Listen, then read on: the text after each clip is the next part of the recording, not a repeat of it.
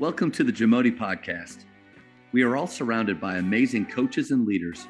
So let's get an inside look at not just what they do, but how they do what they do. After all, becoming the best versions of ourselves is Jamodi, just a matter of doing it. The Jamodi podcast is powered by Sideline Interactive. Sideline Interactive is the leading manufacturer for high-quality, innovative scoring tables and LED video display boards that help coaches and schools bring more excitement to fans, create huge fundraising opportunities, and make their jobs easier. Visit sidelineinteractive.com to check out their amazing products. Let's talk about basketball, right? Okay, let's use two 20-minute halves, 10-minute quarters, whichever it may be. There's 5 players.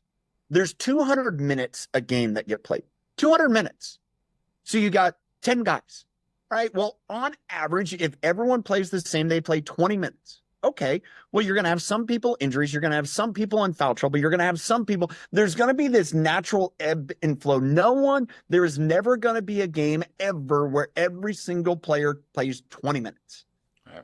It also comes back to, well, I have to respond to what the other team does. There's an element of that. What are we doing well? What gives us the best chance to succeed at what we do great, or what the combination of 5 guys on the court, 5 players on the court do great? That will determine how it works. Here's the other part it's something that I look at, right? It's all right. We got 4 players on the court. We have, say we have a roster of 10. Again, we got 6 people on the bench. They're all healthy. They're all able to play in foul trouble. No foul trouble.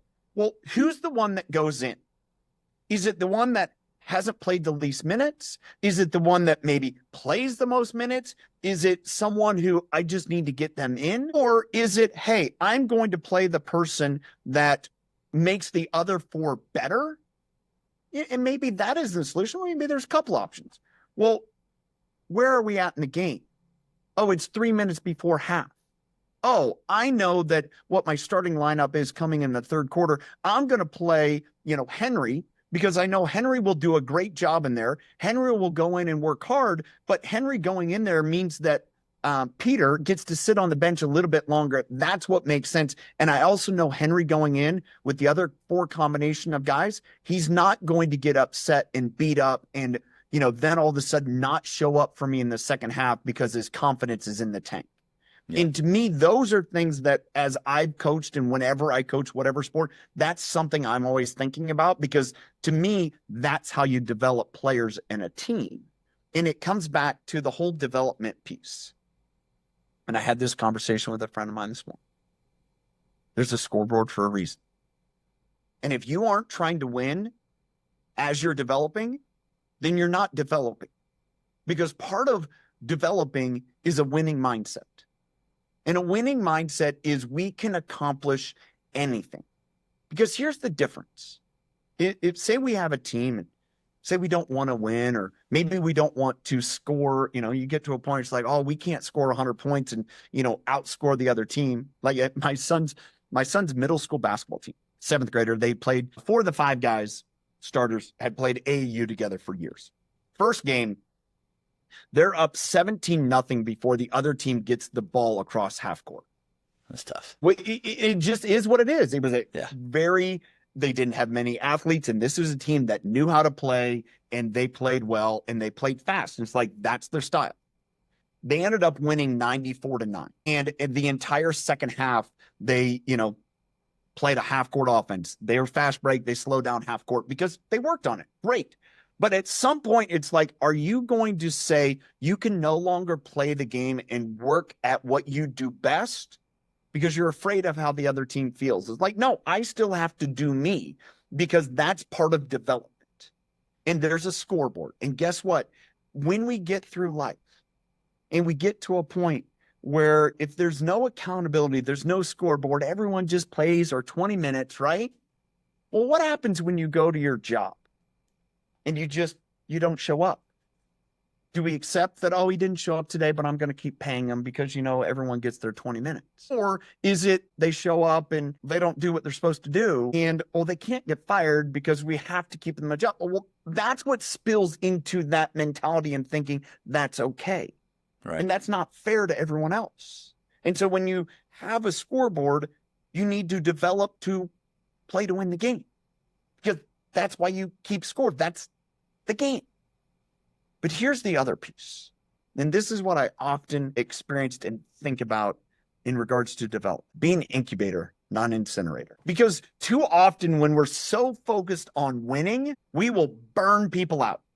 We burn people out because, oh, we got to keep our best players on the court all game because that's our chance to win.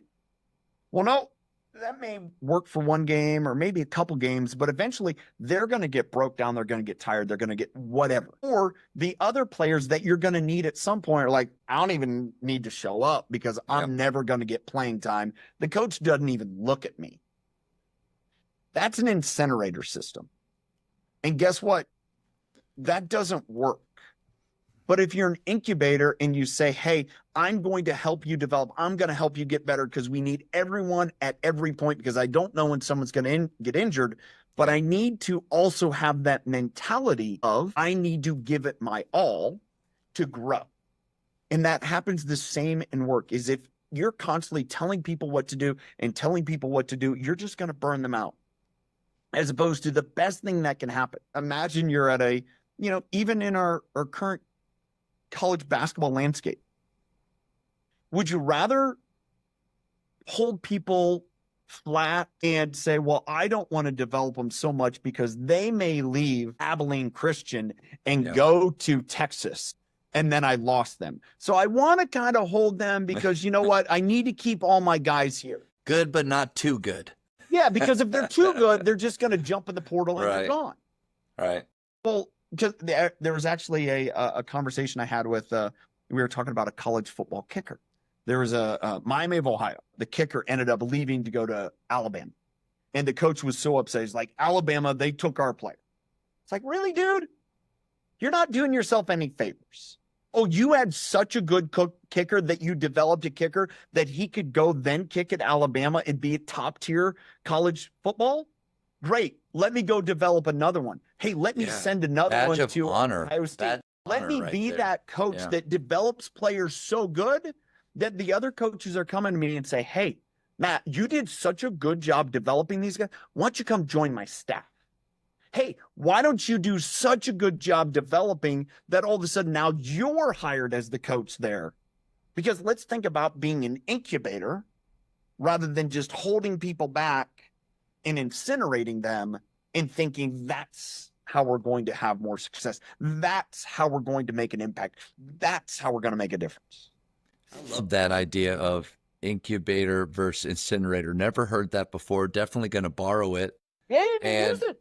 What I've learned too from our goal is to have that incubator type system. We have 43 minutes a day where we do skill work every day of the week throughout the year, in season, out of season. That's where that's the thing when you're talking with these parents or players, when you say, yeah, we'll develop you.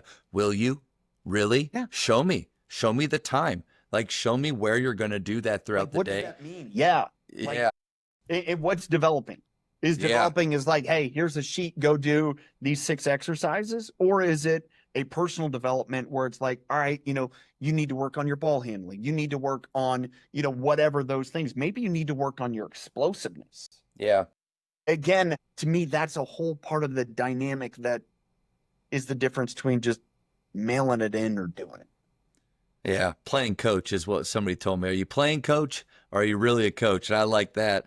But one thing I've learned from being trying to have more of an incubator approach is guys will surprise you.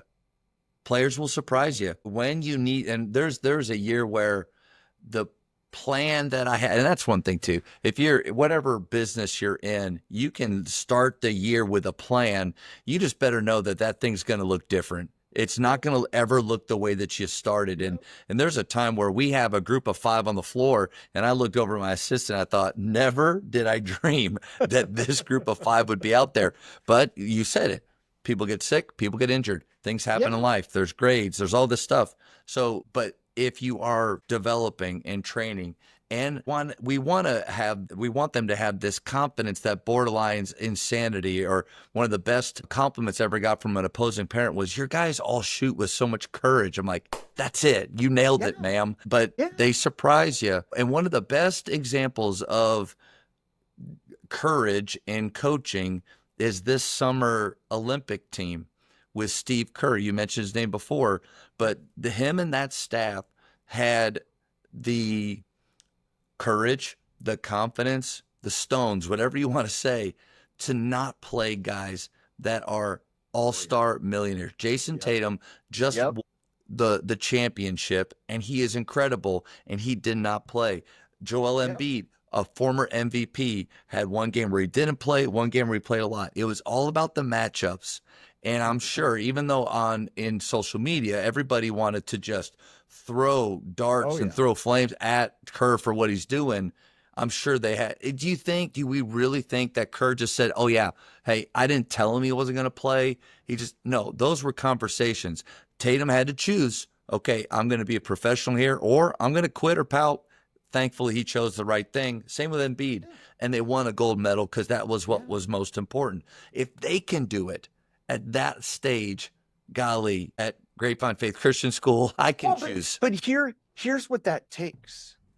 That takes a leader being authentic, being vulnerable, and ready to take the heat. Ready to take the heat too.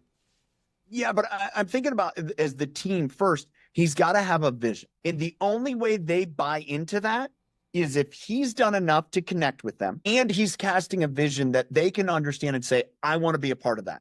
I want to be a part of that. I'm willing to do whatever to be a part of that. And you're going to tell me, and you know me well enough, and you understand what's important to me and what I'm in this for. When you think about your current upcoming, season team, right? And you think about all those players.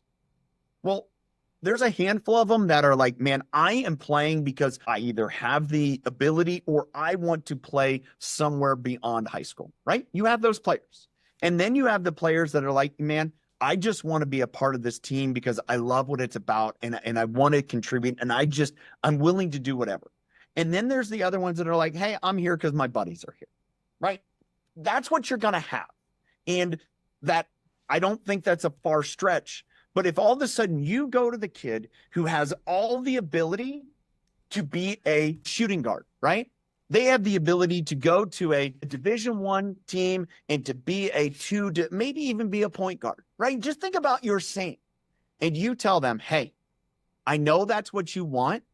And I know that's what you're aiming for. But I'm going to grind you so hard in the post, you're never going to see the ball. You're never going to shoot because that's what our team needs. And I don't have any other option. Then what's going to happen quickly? You may get away with that for a few games. You may get away that for a year. But if that's your only option, you say, hey, Matt, this is where we're at. We've had some this is what we are. I know where you want to go. And I appreciate and I can recognize that. But at the same point, I know for our team, if you can do this for us, you're going to build a skill set that will actually help you at that next level because you're a bigger guard that if you can take the smaller guys and say, hey, you can roll to the post, you're actually going to develop a good skill set.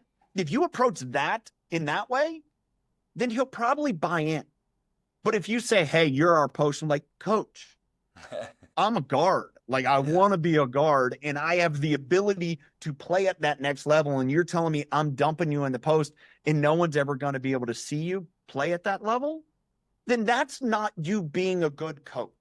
Yeah, you got to be careful being so tied and married to your systems that you have that you're not able to adjust to make it work for the team that you have. And you mentioned something about those three types of players. You nailed it. Like it, love it, live it.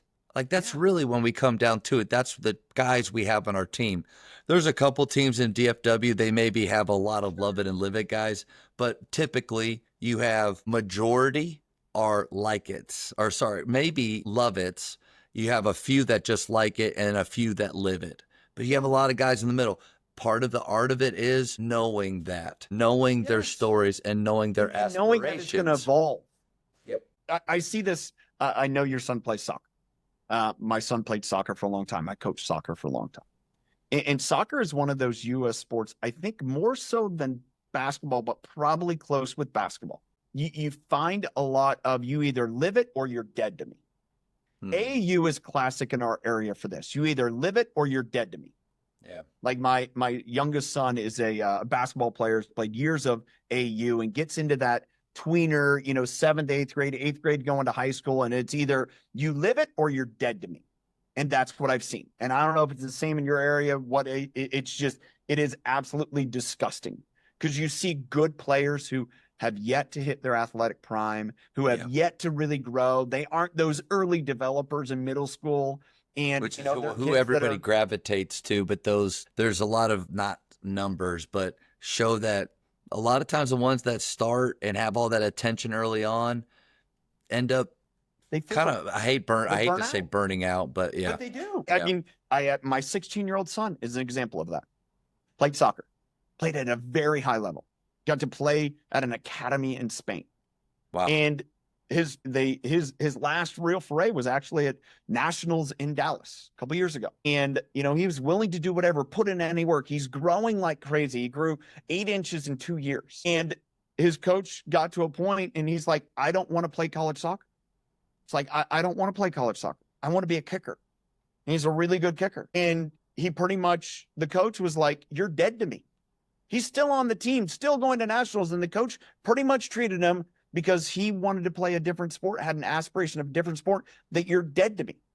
And so instead of fostering the ability that he had and knowing that he could continue to serve and help the team because he no longer lived it, but he still loved it, the coach pretty much said, you're dead to me. And it was like, are you crazy? Well, here was a team of 18 guys that went to nationals, who 9 of them no longer play the sport. And it wasn't because of those kids. It was because of that coach who all of a sudden, on his own ego, well, if you don't live it, then you're not worth it to me. Yeah. Where you need on a roster of 18, on a roster of 12, a basketball team, there is no possible way at amateur, unless you're at it. I would say this, even, be honest. A lot of college ranks, you don't have 12 guys, 15 guys on the roster that are living. No, you better at least love it, or else why the crap are you doing that? But live it, I think you're right. Yep. But there's a lot of athletic, you would say, either, that are, hey, I really like it and I'm pretty good at it. It's pretty easy and I can roll with it. I don't love it, but I like it, that end up playing college basketball. But there are, they can just do it, right? I see that like Division III football. There's a lot of kids that just like it, and it's a way to get to college, and they don't really know any different, and they're just like, yeah, I'll go with it.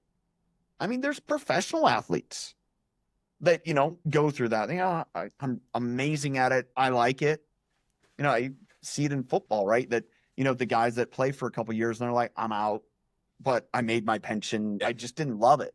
You're like, dude, you are an all-star. It's like, yeah, but I'm burnt out, right? Yeah, it's definitely possible.